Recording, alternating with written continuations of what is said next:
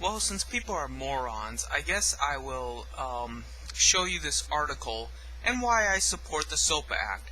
Because what motivated me to make this video was yet another ignorant reply from somebody about how my account was wrongfully deleted by Valve when I have not hacked, I've not pirated or anything, but that account was hacked. That account was deleted nonetheless, and they have no explanation for it. Under the SOPA Act, they will have to have an explanation for it, because legally they will be bound to act on it. See, this guy speculates that if the SOPA Act is passed, if you violate the terms of service of a website, you will be under legal persecution, because it will be as if you broke the law. Because I don't know exactly how that's supposed to work, considering that terms of service is so arbitrary that as of now it's already a clusterfuck that makes no legal sense and no social sense. But either way, if it does work like that somehow, that is actually beneficiary, because that means that every time a moderator claims you violated the terms of service, they have to act on it. Are they willing to really go to court every single time? No, they're not. They're lazy twats. They do this to, fulfill their massive but fragile egos. Richard the Rapist, Bueller, Moot, Fast Eddie, none of them are going to act on the legality of it. Therefore, they will probably either have their website shut down, will have to suck it up and deal with people, or they will themselves will go to jail for forgery and fraudulent shit. So, either way, it's good for me. It's good for you. Even though it doesn't matter since you don't care about your own suffering and enslavement, but either way, it's good.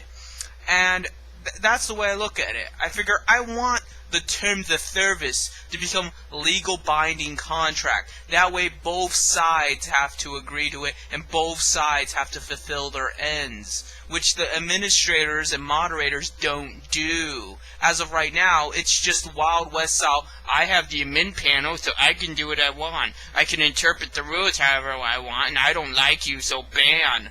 No, it doesn't work that way anymore. Once the SOPA Act passes, then you will be legally held responsible for why you banned somebody, what you think they were doing wrong, and do you think legal persecution could be done about it.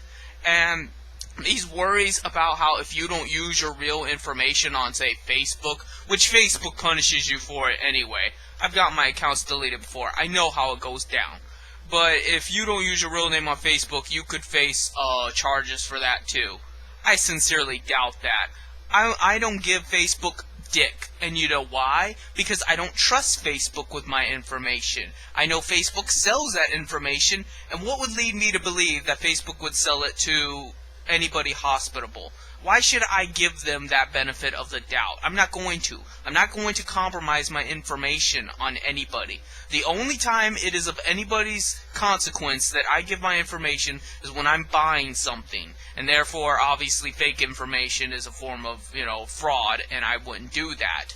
But, for just to use it for personal use, no, that's not a crime. This is the difference. This is because you guys are stupid and don't understand that before SOPA was passed, the Personal Use Act was passed. Which means, unless you're making money off of it, or unless somehow money is involved, no crime has been committed.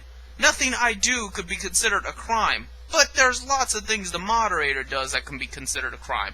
That's why I am supporting this bill so passionately, and why I'm making so many videos about it. Because I know that this right here is the liberation of Jim Profit. It is the liberation of all of us who have had to deal with being called trolls and being banned just because the moderator had a spur up his ass. And finally, something's going to be done about it. And these son of a bitches, whether they be at RevLeft or SovietEmpire.com or TV Tropes or 4chan or 4chan or 420chan or whatever, are going to have something done about it. They're going to be put in their place where they belong, and they should have a long time ago. And hopefully they will go to jail for it, and hopefully they will suffer, because I heard somewhere else that the punishment could be anywhere from 5 years or a $250,000 fine.